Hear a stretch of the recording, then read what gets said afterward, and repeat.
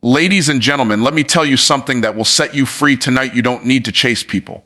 You need to chase purpose, pursue growth, and focus on success. Because when you walk in your calling, the right people will be drawn to you. See, too many folks waste their lives running after approval, validation, and acceptance. They live in constant anxiety, asking, do they like me? Do they notice me? Do they accept me? But success isn't about who likes you, it's about who you've become. When you stop chasing people and start chasing destiny, doors open that no man can close. Opportunities will search for you. The right relationships will attach themselves to your assignment, not your desperation. Chasing people creates weakness. Chasing purpose creates strength. Too many of us spend our lives exhausting energy, time, and emotion trying to keep people who were never meant to stay. We chase their approval, their validation, their applause, and in the process, we lose sight of the very thing that makes us powerful, our purpose. When you are running after people, you are putting yourself in the position of a beggar. You are saying, I need you to see me, I need you to value me, I need you to confirm that I matter. And the problem with that is simple. When your sense of worth is dependent on someone else's perception, you will always be unstable, you will always be insecure, and you will always be controlled by the opinion of the people you are chasing. Think about it. If a person has the power to validate you, that same person also has the power to invalidate you. If they can make you feel accepted, then they can also make you feel rejected. That means you've given away your authority. You've handed over the keys of your identity into someone else's pocket, and now they decide whether you are up or down, whether you are happy or broken, whether you move forward or stay stuck. That is weakness. That is slavery disguised as relationship. You were not created to live like that. But something changes the moment you stop running after people and start pursuing purpose. When you lock your eyes on the calling inside you, when you begin to walk with conviction in what you were designed to do, you shift the power dynamic. You no longer live reactive to what people think. You live proactive to what you're building. Purpose has a way of making you stable. Purpose gives you a foundation so that whether people clap or stay silent, whether they support or criticize, you are unshaken because you know where you are going. A person who chases people will always compromise. They will water down their vision to be liked. They will shrink their potential to be accepted. They will abandon their standards to be included. But a person who chases purpose will grow stronger. They will develop discipline because purpose demands it. They will cultivate resilience because setbacks are part of it. They will discover strength they didn't know they had because purpose pulls it out of them. Strength is not found in trying to hold on to relationships that are slipping away. Strength is found in holding on to your assignment even when the crowd walks away. Let me give you an example. Imagine an archer with a bow in his hand. If he spends all his time running after people, begging them to stand with him, asking them to believe in his ability, he'll never release the arrow. He'll never hit the target. But when that archer focuses on the target, the purpose, he pulls back the string, he steadies his hand, and he releases with power. The arrow flies and the target is struck. The arrow does not chase people. It chases its assignment. And the archer doesn't stop to see if anyone approves. He simply hits what he was aiming at. That's the difference between weakness and strength. Your purpose is the target. Your gifts, your talents, your experiences, your trials, those are the arrows. The moment you stop turning your head to see who's clapping for you, the moment you stop twisting yourself into knots to be liked, you can finally focus and hit the target. And when you hit it, something amazing happens. The right people start showing up. You don't have to chase them because success is magnetic. They will come to you not because you begged, but because you became valuable. Strength shows up when you refuse to settle for less than what you were created for. Strength shows up when you say no to distraction and yes to discipline. Strength shows up when you decide that your future is more important than someone else's approval. Chasing people makes you weak because it forces you to always adapt to their changing moods, their shifting loyalties, their unpredictable support. Chasing purpose makes you strong because purpose doesn't change. It doesn't betray. It doesn't abandon you. Purpose is the one thing that remains when people come and go. The truth is, the people you are chasing right now may not even know where they're going. They might be lost themselves, drifting, wandering, confused. Why follow someone who doesn't even know the road? But your purpose is a compass. It points true north every single time. It doesn't waver with opinion. It doesn't move with emotion. It doesn't get tired of you. And when you walk in alignment with that compass, you carry yourself differently. Your posture changes. Your confidence grows, and suddenly people see something in you they can't ignore. That is strength. Strength is built in the process of pursuit. It's built when you rise early to work on your dream while everyone else is sleeping. It's built when you choose growth instead of gossip, when you choose discipline instead of distraction, when you choose building over begging. Every time you choose purpose over people pleasing, you deposit strength into your character. Over time, that strength makes you unshakable. And the beauty of it all is this: when you become strong in your purpose, you attract stronger people. You stop drawing the needy, the draining, the inconsistent. You begin to attract the focused, the visionary, the committed, because strength recognizes strength. So the choice is simple. You can keep exhausting yourself, chasing people who were never assigned to your destiny, or you can redirect that energy into chasing your purpose. One makes you weak, the other makes you strong. Value attracts people. When you grow, you draw the right ones. Life is a way of rewarding those who invest in themselves. The truth is, people are not truly drawn to your needs. They are drawn to your value. If you walk into any room trying to convince others to like you, you put yourself in a powerless position. But if you walk into that room with skills, knowledge, confidence, and character, suddenly the same people who might have overlooked you before begin to pay attention. They cannot ignore value because value speaks louder than words. Think of it this way: gold never runs after buyers. Diamonds don't advertise themselves on the street. Oil doesn't beg to be discovered. Their very nature is valuable, so people search for them. People cross oceans, dig through mountains, and invest millions just to get what has inherent worth. When you make yourself valuable, you position yourself in the same category. You no longer have to beg for attention or force opportunities. Your growth pulls them in naturally. Many people spend their lives trying to find the right crowd, the right circle, the right network. They want to be included. They want to be recognized. They want to be chosen. But what they don't realize is this: when you work on growing yourself, you won't have to fight to get into the right rooms. The right rooms will open for you because value creates demand. When you carry solutions, when you've built discipline, when you've sharpened your gift, people notice. And not just any people, the right people. The ones who can multiply what you bring, the ones who can align with your purpose, the ones who can elevate your life. It's not about chasing relationships. It's about becoming the kind of person relationships chase. That shift begins with growth. Growth in your mindset, growth in your habits, growth in your ability to solve problems. Growth makes you magnetic. It gives you a presence that cannot be faked. It's why some people can walk into a room without saying a word, yet everyone feels their energy. It's not arrogance. It's not luck. It's cultivated value. Years of refining themselves, building themselves, investing in themselves until their very being speaks of substance. Now, let's be clear. Growth is not comfortable. Growth requires stretching. It means you have to let go of excuses, confront your fears, and endure seasons where nobody claps for you. There will be times when your work goes unnoticed, times when it feels like nothing is changing, times when you question if it's worth it.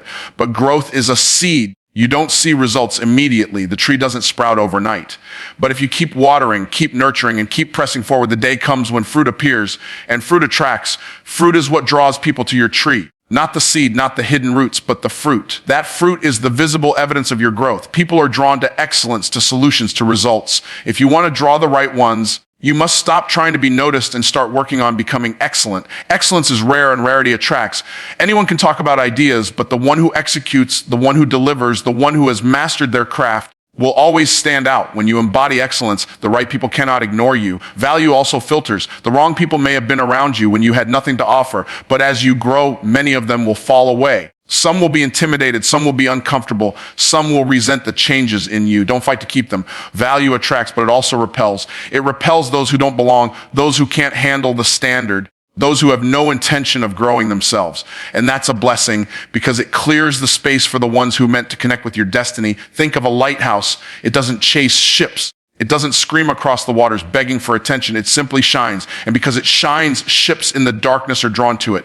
Some ships are too far away and may never see it, but the ones assigned to that region, the ones who need that light, will always be drawn in. That's what value does. It makes you shine in a way that the right people cannot miss.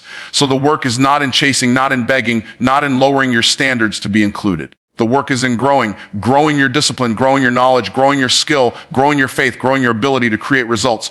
Because when you grow, you rise. And when you rise, you become visible. And when you become visible, the right people show up, not because you chase them, but because your value attracted them. Validation is a trap. Destiny is freedom. The need to be validated by other people has kept more dreams buried than failure ever has. When you live for validation, you give away your freedom. You hand over your self-worth to people who may never truly see you, may never truly appreciate you, and may never truly support you. You allow them to decide when you rise and when you fall. The trap is subtle because validation feels good in the moment. A compliment feels like fuel. And applause feels like confirmation. Approval feels like progress. But the danger is that the same people who validate you today may discredit you tomorrow. If your identity is rooted in their opinion, you will always live on shaky ground. Destiny, on the other hand, is stable. Destiny is not built on whether people clap or criticize, whether they stand with you or walk away, whether they understand or misunderstand. Destiny is rooted in purpose. And purpose is bigger than popularity. It does not waver because of someone else's perspective. When you align with destiny, you are free because your movement is no longer dictated by external approval. You move because you are called to move. You build because you are designed to build. You lead because leadership is in your assignment. That's freedom. The trap of validation shows up early in life.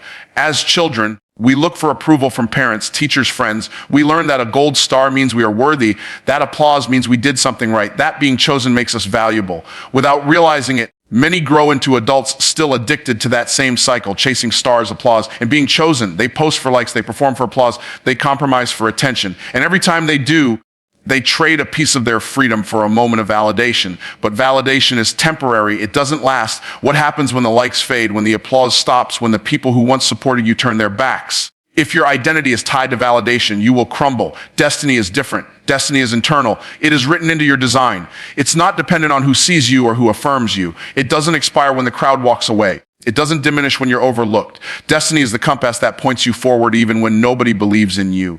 It whispers, keep going, this is your assignment. When you walk in that, you find a freedom that no person's opinion can touch. You are no longer living for their applause. You are living for your purpose. There's a reason why some of the greatest breakthroughs in history were made by people who were rejected, ridiculed, or ignored in their time. They refused to be trapped by the lack of validation. They chose to pursue their destiny, even if it meant walking alone. And though they were not validated at first, their destiny eventually spoke so loud that the world had no choice but to recognize it. Validation may come later, but it must never be the reason you move. Because if validation is your fuel, rejection will become your prison.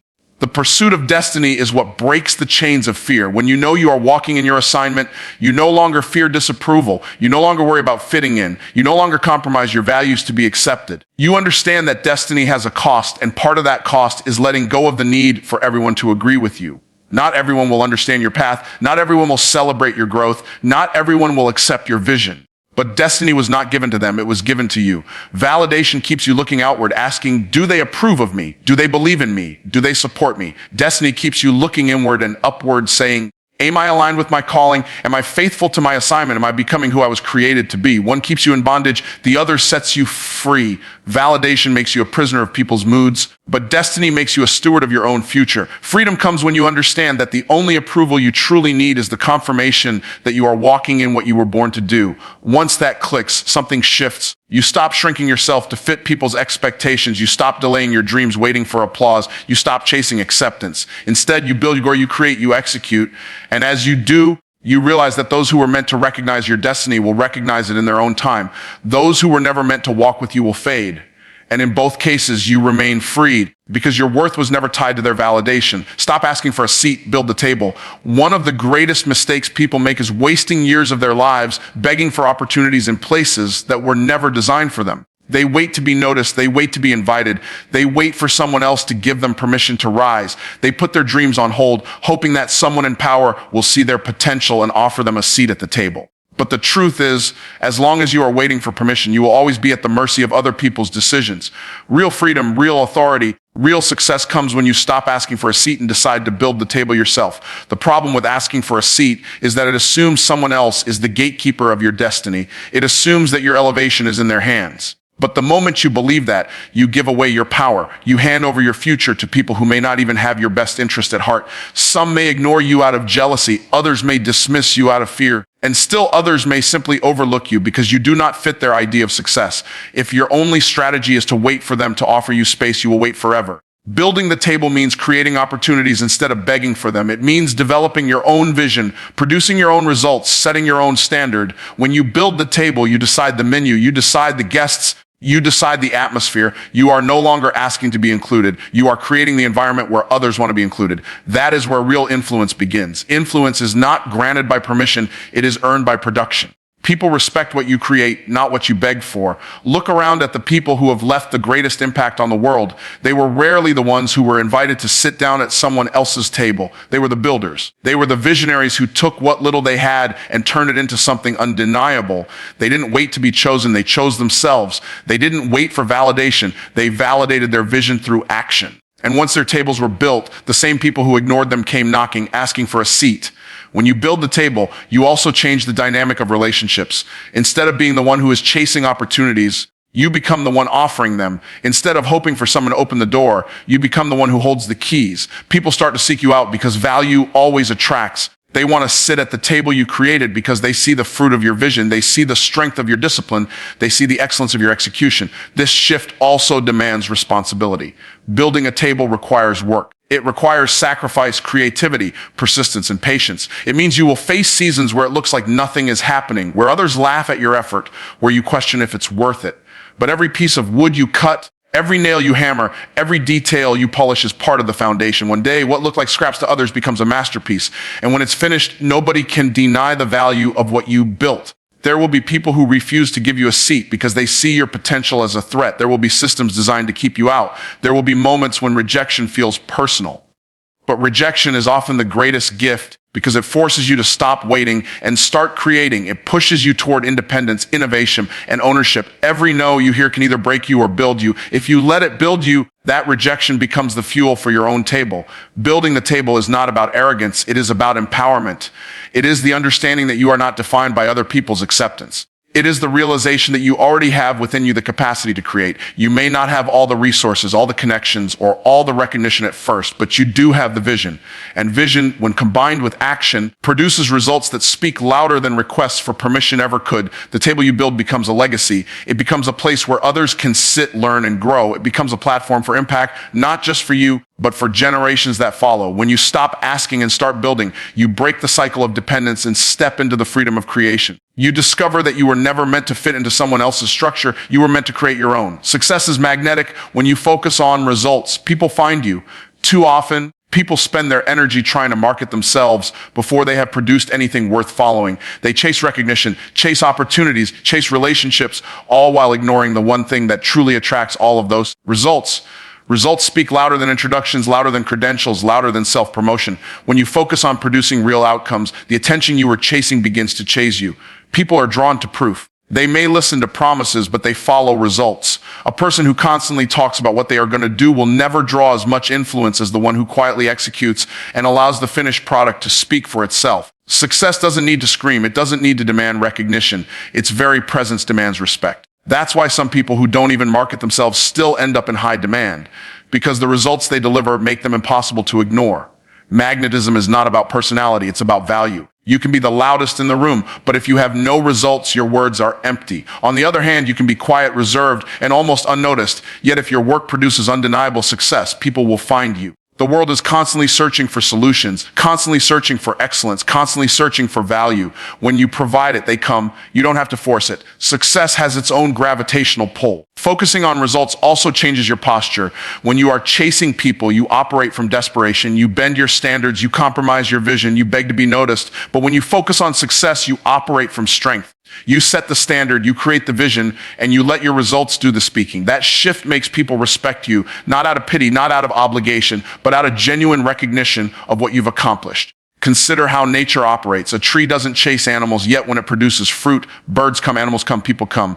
The fruit is the magnet. The tree doesn't have to advertise itself because the value of its production draws the right audience. The same principle applies in your life. When you produce fruit, whether that fruit is excellence in your work, growth in your business, or mastery in your craft, you will not need to go searching for recognition. The fruit will draw it. This is why discipline and focus matter so much. Results are not created overnight. They come from consistent effort, from refining your skills, from showing up when no one is watching. The world sees the final product, but they don't see the hours of practice, the sacrifices made, the failures endured. Those invisible moments are the real price of success. And once the success manifests, people are drawn to it as if it appeared suddenly, but you know it was built in the hidden seasons of effort. Success is also a filter. When you start producing results, you no longer have to wonder who belongs in your life. The right people will be attracted and the wrong people will be repelled. Success intimidates the insecure, but it inspires the visionary. Those who only wanted you when you were desperate will disappear, and those who see your value will show up. You don't have to force relationships when results are present, because results naturally separate those who are aligned with your destiny from those who are not. The magnetic pull of success extends beyond people. Opportunities also find you. When you produce results, doors open that you never even knew existed. Invitations come, partnerships arise, collaborations appear, not because you begged for them, but because success has a way of announcing itself. Excellence echoes. Results have a voice that reaches farther than your own. That is why focusing on outcomes is far more powerful than focusing on approval. When you commit to results, you also gain authority. Opinions are debatable, promises are questionable, but results are undeniable. They silence critics. They command attention. They establish credibility. You no longer have to convince people of your worth. They can see it. You no longer have to argue for your place. They can recognize it. Results are the evidence that cannot be ignored. The pursuit of success requires shifting your energy from chasing to creating. Instead of spending your time convincing people to notice you, you spend your time building something worth noticing. Instead of begging for opportunities, you create opportunities through excellence. Instead of asking for recognition, you let your results demand it on your behalf. This approach changes everything because it places you in control. You are no longer waiting to be chosen. You are choosing to produce.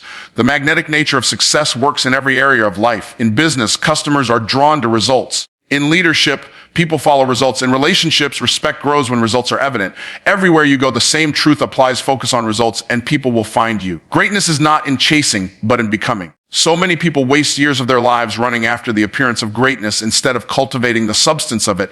They chase popularity, they chase recognition, they chase positions, hoping that if they can just be seen in the right places, they will finally feel significant. But the essence of greatness is not in the chase. It is in the transformation of who you are becoming in the process. To chase is to depend on others to affirm you. To become is to build the kind of person no one can deny. Chasing is exhausting because it means you are always running after something external. You are running after approval, running after opportunities, running after people's attention. And the tragedy is that even if you catch what you are chasing, it often leaves you empty. Attention is fleeting. Applause dies down. Opportunities shift. People move on. Chasing puts you on a cycle, never-ending pursuit without fulfillment, but becoming is internal. Becoming is about growth, discipline, consistency, and resilience. When you focus on becoming, you stop running in circles and start moving forward with purpose. Greatness is not an event, it is a process. It is not a title, it is a transformation. It is forged in the daily decisions to rise above excuses, to commit to excellence, to master your craft, to invest in your character. Becoming is often hidden before it is revealed. It happens when nobody is watching, when there are no cameras, no applause, no recognition. It happens in the long hours of preparation, in the sacrifices you make when no one thanks you, in the discipline you practice when it would be easier to quit. Those hidden seasons of becoming are what produce the visible evidence of greatness later on. The difference between chasing and becoming is the foundation. Chasing builds on sand because it is external and unstable. Becoming builds on rock because it is internal and unshakable. A person who chases is fragile because the moment they are overlooked, they collapse. A person who becomes is solid because even if no one sees them yet, they know what they are building. Chasing looks for shortcuts, but becoming understands the value of process. Chasing wants recognition now, but becoming is willing to be developed until the right time. Greatness in becoming also transforms how you see rejection and resistance. A person who chases sees rejection as the end, but a person who becomes sees rejection as refinement. They understand that every no is shaping them, every setback is strengthening them, every closed door is redirecting them. Instead of chasing acceptance, they allow adversity to mold them into someone greater. Greatness is rarely born in comfort. It is born in challenges, in obstacles, in trials that test your endurance. The chase avoids pain, but the process of becoming embraces it as the training ground of strength. The truth is, the greatest achievements in history did not come from people who chased greatness. They came from people who became great. They became relentless in discipline, unshakable in conviction, unmovable in purpose. They didn't set out to be popular. They set out to be excellent. And because they became excellent, popularity eventually followed. That's the irony of chasing versus becoming. When you chase recognition, it runs from you. But when you focus on becoming, recognition runs to you. Becoming also changes the kind of people you attract. When you are chasing, you draw those who are also chasing, people who are unstable, inconsistent, and shallow. But when you are becoming, you attract those who value growth, who understand vision, who respect discipline. Your circle shifts because you no longer resonate with those who are running aimlessly. You resonate with those who are also building themselves. Greatness aligns with greatness. Every day presents a choice. You can spend your energy running after shadows of greatness, hoping someone will hand it to you, or you can invest your energy in becoming the kind of person who embodies it. The chase is shallow, but becoming is deep.